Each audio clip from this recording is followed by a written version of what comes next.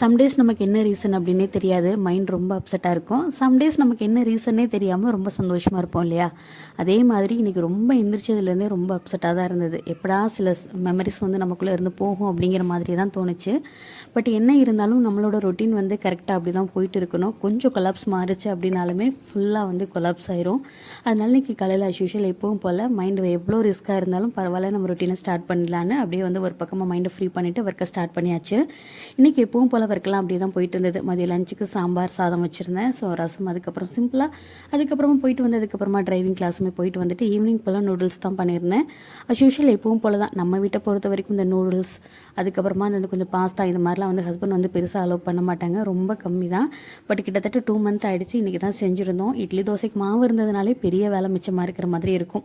இட்லி தோசைக்குமே அரிசி வந்து ஊற போட்டுட்டு அரிசி மட்டும் காலையில் ஊற போட்டுக்கலாம்னு சொல்லிட்டு அஸ் யூஷுவல் எப்பவும் போல் டே வந்து சூப்பராக கம்ப்ளீட் பண்ணியிருந்தேன்.